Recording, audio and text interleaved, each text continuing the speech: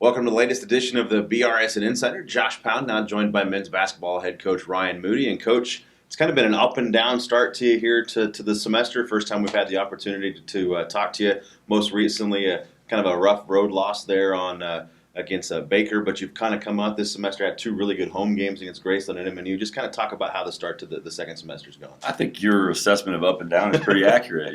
We came out of the gates against Graceland, played really well at home, and then went on the road and proceeded to lose 2 to Central Methodist, who's playing much better, and an Evangel team who just continues to get better. And, but I think that's just proof positive that road wins are super hard to get in the Heart this year. If you look across the board, William Penn's really the only one that kind of continues to show that they can go out continuously and win on the road. And, we've had a bunch of injuries this year, not all of them public, but, just guys that have had to sit out, important players in our top rotation of 9 or 10 guys. And that's really kind of put us in a bind with not only starting lineups, but just simply rotation and who's playing what minutes. And guys want to be comfortable and kind of know their role and know when they're going to go in and what their job is. And when that's constantly changing, it's been hard to find a great rhythm.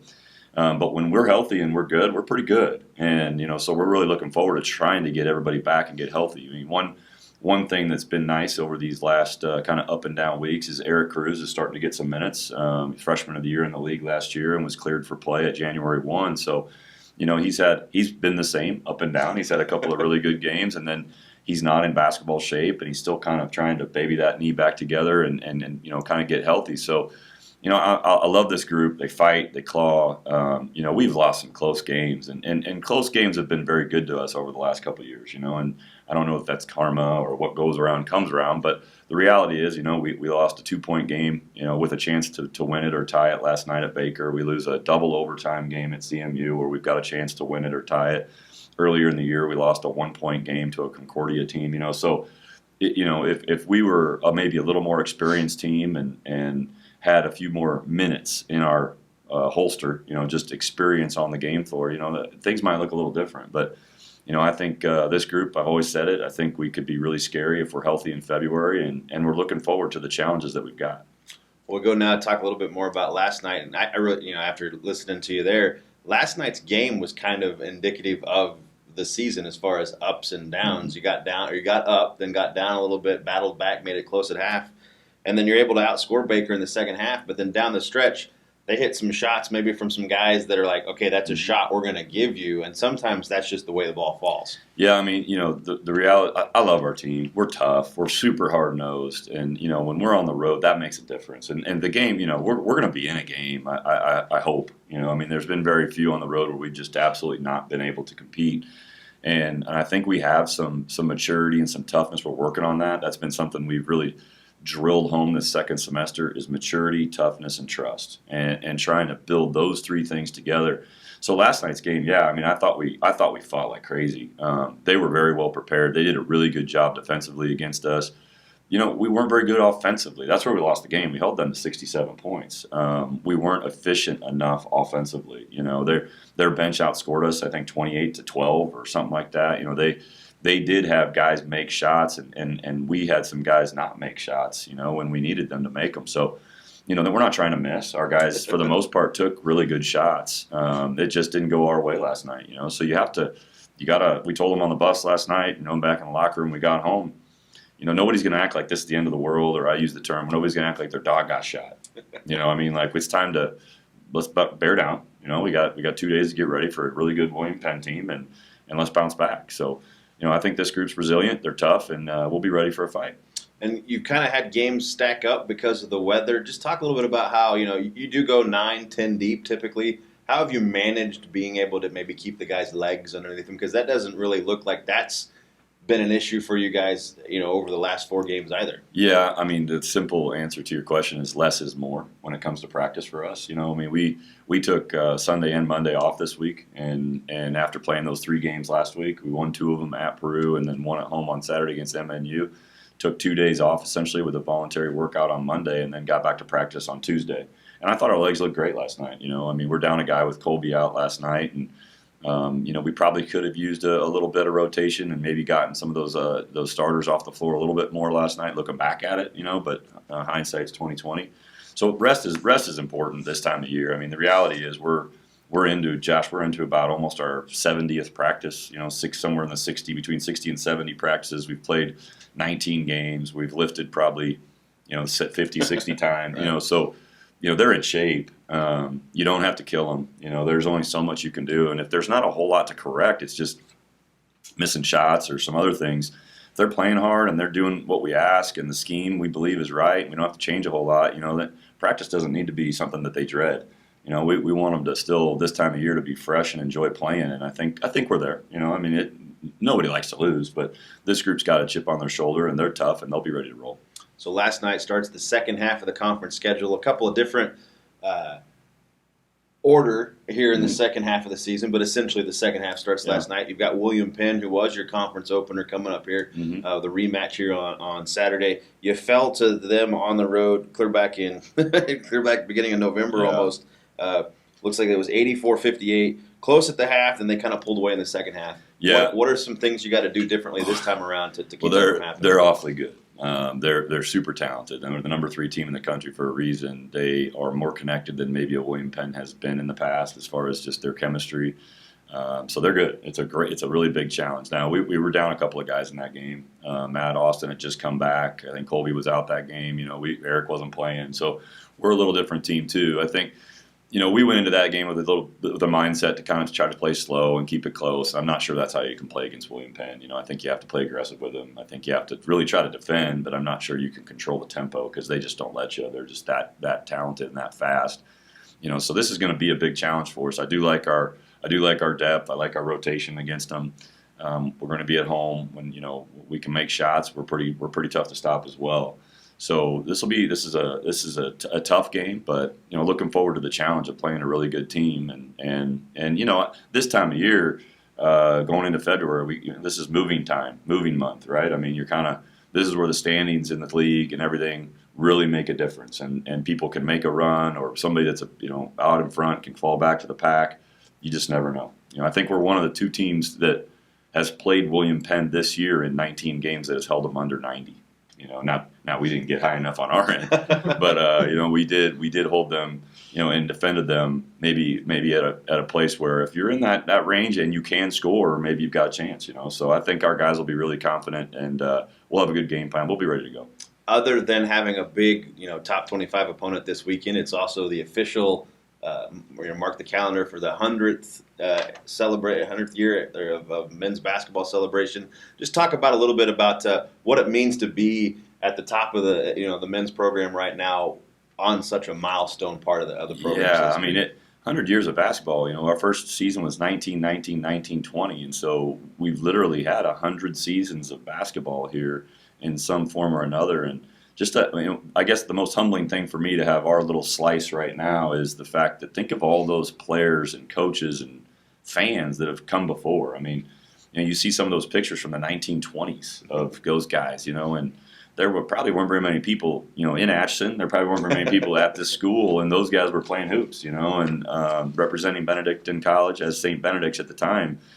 We're humbled to have this part of it, and we're very happy that the school has embraced it. We're going to have some festivities kind of around the girls' game and our game, and recognize alums that are here. And I think we've got quite a group coming back from kind of all decades, some 60s, 70s, 80s, 90s. We've got a whole bunch coming back, and the fans are invited to enjoying this too because they're a huge part of it.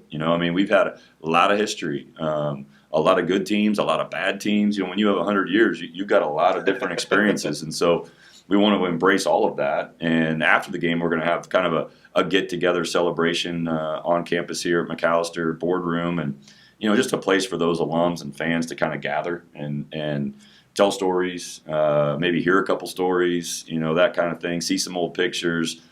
Just giving people a chance to connect and then recognize that we have been here 100 years. I don't know how many there are that have been around 100 years. I imagine that as you get higher into those triple digits, the number gets smaller, and that have had continuous basketball. So we're just thankful that we're a part of it, and we're looking forward to it. Well, and you also have a unique perspective because you've been able to experience 2 different parts of that 100 years as a player, now as a coach. Just maybe talk a little bit about, have you had the opportunity to kind of reflect on where things were then, where things are now, and kind of think about that a little bit? Yeah, that's a good question. I mean, yeah, I think about it occasionally. You know, it was a much different Benedictine back in the early '90s. You know, so many small schools were struggling and trying to keep their doors open, and athletics were certainly not a priority. You know, I mean, it was we were kind of a bare bones operation back then. But the relationships that you built are the same as that you build now. I mean, as far as teammates, you know, I still got guys that we connect with on a weekly basis, and coaches and those kind of things. So, I mean, yeah, things have changed quite a bit. The school's in such a great place with great leadership, and there's an emphasis on sports and facilities and just making sure our student athletes are taken care of. So I guess my biggest aspect is, yeah, the relationship part doesn't change much. You know, that experience as a college athlete, but the investment that we've put in the college athlete and the student athlete here at Benedictine College has really improved. And credit to President Minnis, credit to our athletic director, Charlie Gartmeyer, and most of the coaching staffs here on campus for just wanting to invest in college athletes and their student-athlete experience. And so I'm proud to be a part of it, proud to be a part of this department, and we're looking forward to this 100-year celebration. Big game coming up Saturday for the men's basketball team. They'll host not necessarily top-ranked, but a top-ranked team in the Heart at 4 p.m. on Saturday right here inside the Ralph Nolan Gymnasium. Thanks a lot, Ryan. Thanks, Josh. A wise man once said, "The world offers you comfort, but you were not made for comfort. You were made for greatness."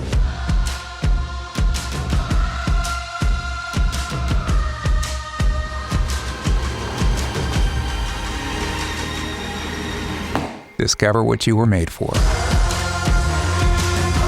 Benedictine College, where greatness begins. Welcome back to the latest edition of the BRSN Insider. Josh Poundno, joined by head coach of the women's basketball team, Chad Folsom. Coach, January's here. Last night started the second half of the season. Not the best start as far as record-wise that you would hope to have seen to the start of your conference schedule and moving into January. But there's been quite a few positives for you despite the overall record. Your post play has been consistent. Rebounding has been fairly consistent. Just to kind of talk us through some of the other things that maybe you're seeing that the team's doing well right now. Yeah, coming off the break, we're playing excellent. We're 12-2. Just had a big win at College of the Ozarks. On the road, top 5 team in D2 NAI. So, team was really clicking. We went home for break, and we lost our shooting. We haven't been able to shoot since we've been back, and we've really struggled in that area, So like you say, though, our inside game was strong. We had some good post scoring against Mid-American Nazarene the last game. Rachel Baumgartner's doing a good job rebounding inside. But then our presses looked pretty good for us. I think last night in the first half with Baker, our presses were working great, and we had control of the game. But like I said after the game, if we're not making shots, we can't get into our press, and we really struggled shooting the ball there in the second half. And it's been kind of our thing. I think we're probably 12 of 100 from the three-point line over the last 4 or 5 games. So we got to get that figured out, or it's a tough game. Well, even in the second half, maybe when fourth quarter, it was almost a perfect storm. And Baker had not been that hot from the field the entire night. They go 5 of 6. So they finished the game with 8 3-pointers, 5 of them in the fourth quarter. Even when you were weathering that, the defense was there forcing turnovers. They were just having a hard time converting it on the offensive end. Yeah, we were having a hard time coming down and hitting shots, and that's the name of the game. You can't make shots. It's going to be a rough game. And, we held them to 59, which is our goal there. But, when we only score 53, then you end up on the short end. So, we got to keep getting in the gym, keep grinding, and keep working on shooting.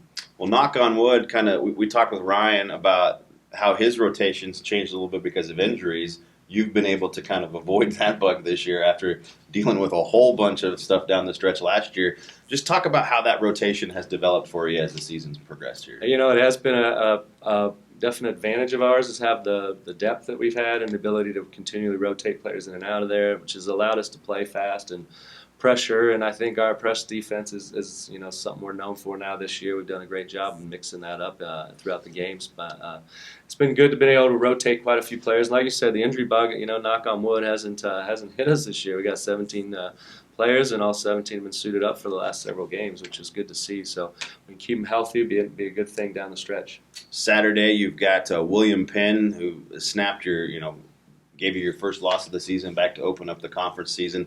It was a game that kind of went back and forth. You end up losing it by 9. Just kind of take us through some of the things that you're going to have to maybe improve on to change the outcome. Shooting. How about that? We got to improve that. We didn't shoot well in that game either, and we're going to see zone from them. That's their forte, and we got to start making some shots. So that's a big thing. I noticed last night with Baker, it seemed maybe in the first half it was a true zone, and the second half it was more of a matchup zone. What are some things that just in general, I don't want you to give away the kitchen sink on how you're going to attack things, but big differences that the non-trained basketball eye needs to understand about the differences between trying to attack just a straight 2-1-2 zone versus some kind of a matchup zone? Well, in matchup, it looks a little bit more like man-to-man, of course, and, their coverages are a little bit different. That's sort of a little bit more like what William Penn does. I think in the first half with Baker, they were doing more man-to-man, and then they switched to their zone more in the second half. So, if they do a switching man-to-man, so it might look like a zone, but they do a lot of switching screens, whereas they played us pretty much straight up 2-3 zone and were really effective with it, and we didn't if we'd hit 2 or 3 shots, it could have been a different ball game. But that's the way it works. Well, I want to make you feel a little bit better about the shooting. Over the weekend, as I'm getting things done for our games on Saturday, I noticed that the Vanderbilt men's basketball team had lost their consecutive game streak with a 3-pointer. They were 0 for, I don't even remember what it was, against Tennessee. So it got me thinking. Because you have had consistent 3-point shooters over the years. There'd be too many to name right now, but ever since you've gotten here, you've had 2 or 3 prolific 3-point shooters. So in the DAC stats era, which goes back to 03-04, which is as far back as I can go statistically, you have played 545 consecutive games with a made 3-pointer. So you're jinxing us now. Hopefully not the case. Hopefully we hit one in the next game. But what was remarkable for me was even through that stretch, you've only got 3 seasons where you had even just a game where there was only 1. So you've been consistently 3, 4, 5. I mean, and even this year, I mean, it's been up and down, but you've had so.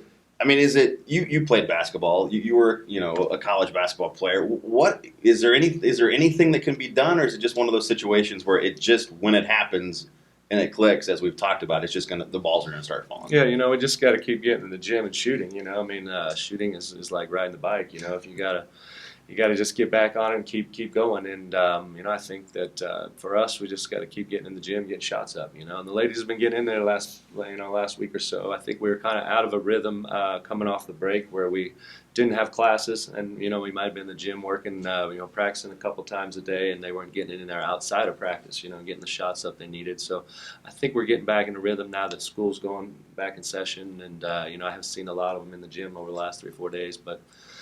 We got to work ourselves out of it.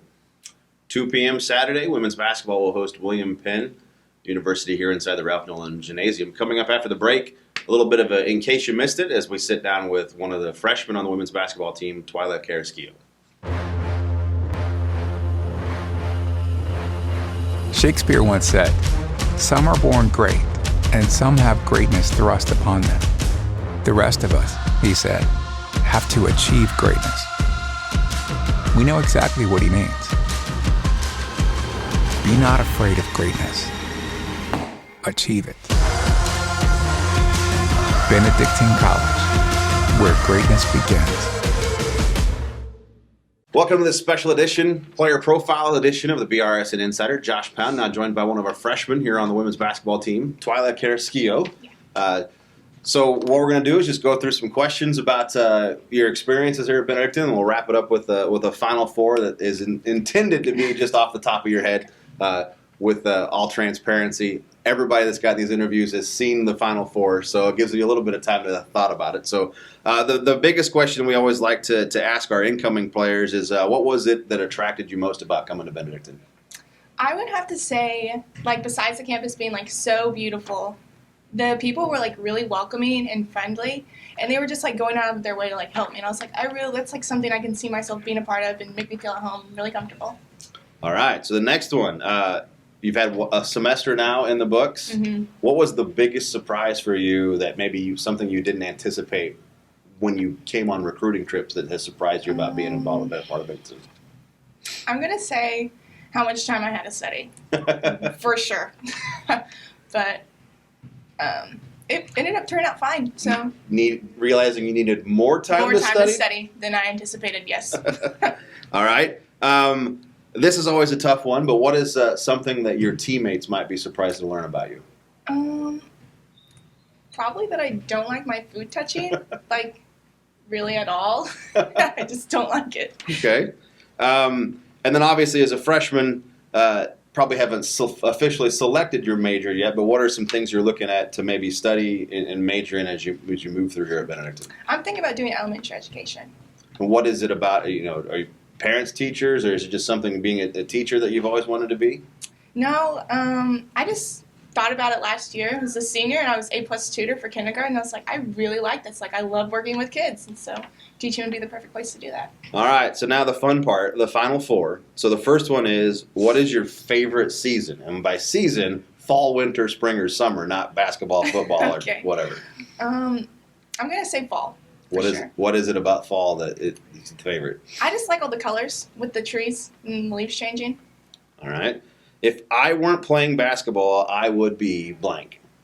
Getting more sleep. Getting more sleep. That's a fair enough question. All right. These final two are all around food. Mm-hmm. So what is your perfect meal? Cane's chicken tenders. Cane's chicken tenders. All right. Now, this is just a personal one that I always like asking because for me, it is. But is pineapple an acceptable topping on pizza? I like pineapple on my pizza, so I'm going to say it's acceptable. All right, there you have it. Twilah Carrasquillo, freshman here on the women's basketball team. Thanks for watching.